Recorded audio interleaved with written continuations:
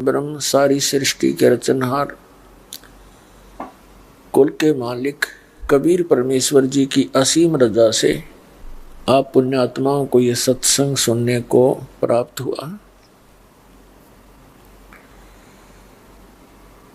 प्रथम तो मानुष जन्म मिलना बड़ा दुर्लभ है। मनुष्य जीवन मिल जाता है तो फिर सत्संग का मिलना अति दुर्लभ है। यदि सत्संग नहीं मिलता है तो मनुष्य जीवन भी मिला या ना मिला एक समान होता है। मनुष्य जीवन का मुख्य उद्देश्य क्या है, इसकी जानकारी भी सत्संग से ही होती है। और सत्संग यहाँ आकर के केवल परमात्मा ही बताता है। अन्य कोई व्यक्ति भी सत्संग नहीं कर सकता, क्योंकि परमेश्वर ने 600 वर्ष पहले स्वयं आकर के सत्संग किया था। सत्संग का अर्थ आपको पहले भी बताया कि जो सच्चा ज्ञान हो, आध्यात्मिक सत्य ज्ञान, उसको सत्संग कहते हैं। जिस समय परमेश्वर सन 1398 में सतलोक से चलकर आए थे और 120 वर्ष तक एक जन साधारण की भूमिका करते हुए, जुलाहे का कार्य करते हुए और साथ में परमात्मा अपनी महिमा का प्रचार करते हुए यहाँ पर रहे। उस समय उन्होंने सत्संग किया था और उन्होंने अपने मुख कमल से जो ज्ञान दिया था वो कबीर वाणी कहलाती है। उसको श्रीमद् भगवत गीता अध्याय नंबर 4 के श्लोक नंबर 32 में कहा है कि वो सच्चिदानंद घन ब्रह्म के मुख से उच्चारित जो ज्ञान होता है, वाणी होती है, वो सच्चिदानंद घन ब्रह्म की वाणी कहलाती है। परमात्मा स्वयं आकर के अपने मुख कमल से यथार्थ ज्ञान बताता है, वो तत्व ज्ञान होता है। गीता जी अध्याय नंबर 4 के श्लोक 34 में फिर कहा कि उस तत्व ज्ञान को तू तत्वदर्शी संतों के पास जाकर समझ। उनको दंडवत प्रणाम करने से, कपट छोड़कर उनकी सेवा करने से वो तत्वदर्शी संत तुझे तत्व ज्ञान का उपदेश करेंगे। तो वो तत्व ज्ञान परमात्मा ने 600 वर्ष पहले बोला था। आदरणीय धर्मदास साहिब जी ने वो लिपिबद्ध किया था। उसको कबीर वाणी बोलते हैं। कबीर वाणी, कबीर वाणी के अंदर पूरा कबीर सागर, क्योंकि वो परमात्मा के वचन है, और कबीर साखी, कबीर शब्दावली, कबीर बीजक, ये सभी परमात्मा के द्वारा दिया हुआ ज्ञान है। और ये सत्य ज्ञान परमेश्वर ने आके बताया है, वो सत्संग है। और उसी ज्ञान को अब दास के ऊपर रजा करी है परमात्मा ने पुनः प्रचार करने की। क्योंकि जिस समय परमात्मा कबीर जी यानी परमेश्वर सतपुरुष जी सर्वप्रथम इस काल के लोक में आए थे हमारी सुध लेने के लिए, उस समय इस काल भगवान ने उनका विरोध किया था।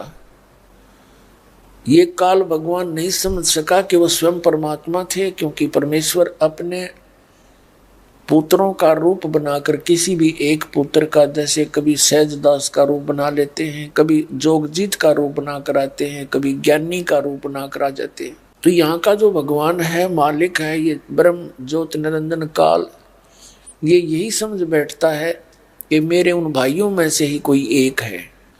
जिस कारण से ये प्रथम बार तो विरोध करता है, फिर परमात्मा अपनी शक्ति से इसको कंडम कर देता है।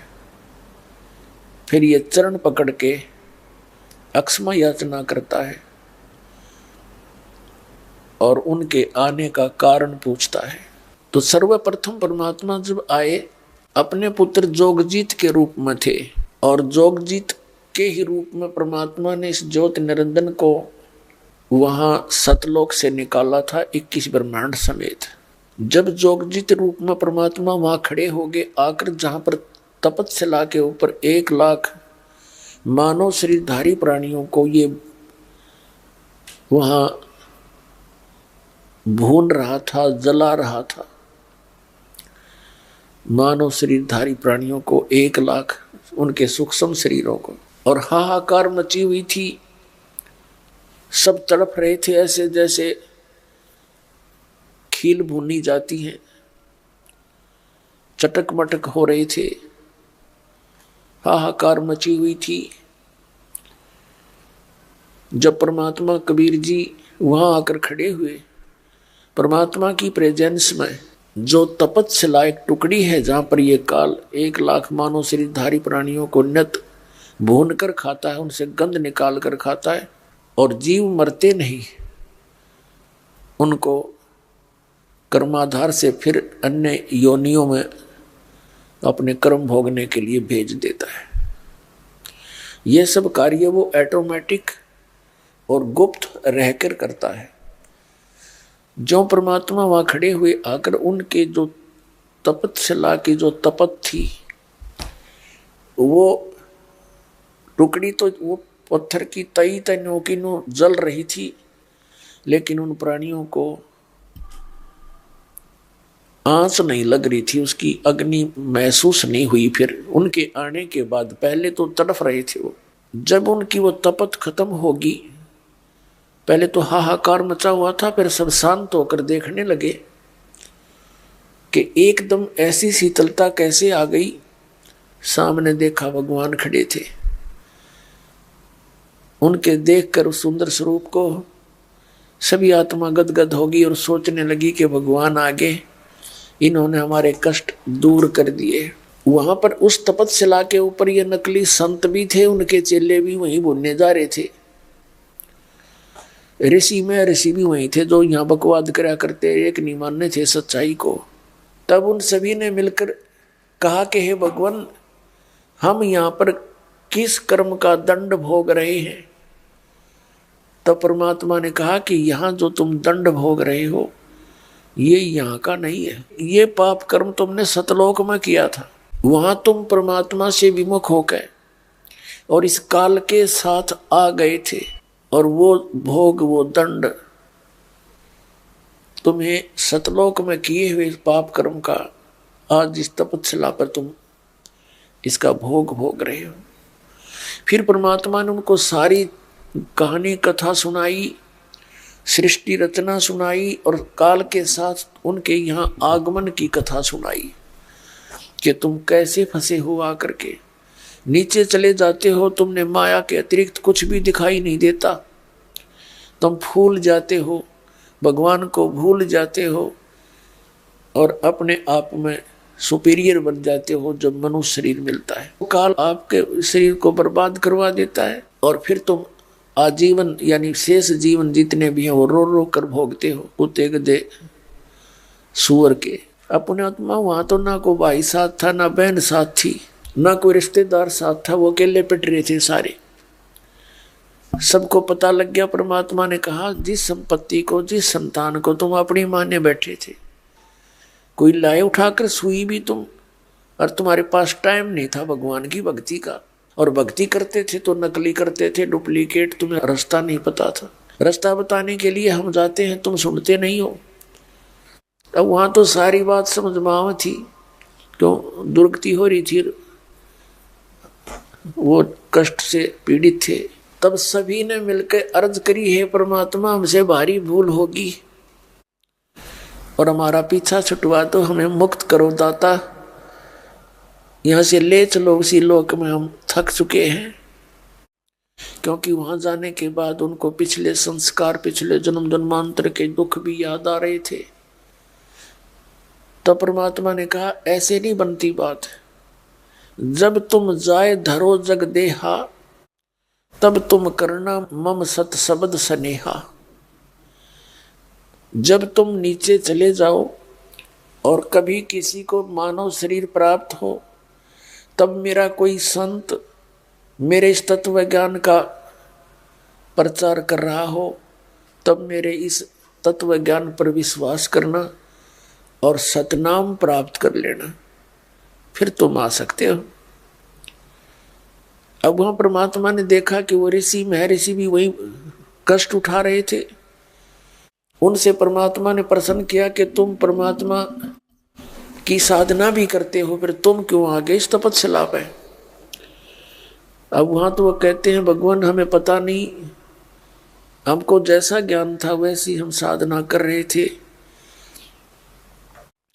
तो परमात्मा ने कहा तुम भगवान को निराकार मानते हो तुम्हारे सिद्धांत अनुसार, वैसे तो वेदों में परमात्मा साकार है, पर तुम्हारे लोक वेद के आधार से तुमने उसको निराकार मान रखा है। इस ज्योत निरंजन को भी तुम निराकार मानते हो, ये साकार है और तुम्हें अब खाने के लिए आएगा।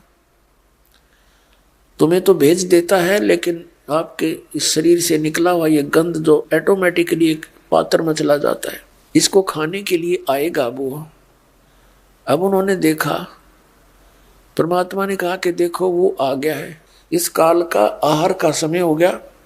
इसने ऑटोमेटिक सिस्टम कर रखा कि इतने समय में वो सभी प्राणी भून भान के उनमें से सब गंध निकल लेगा और वो चले गए होंगे। ऐसा ऑटोमेटिक सिस्टम है, इसने अपनी शक्ति से कर रखा। उसके समय अनुसार तो वो सब जा चुके होंगे, लेकिन परमात्मा ने अपनी शक्ति से उनको रोके रखा और दिखाया कि देख वो आ रहा है, तुम जिसे निराकार कहते हो।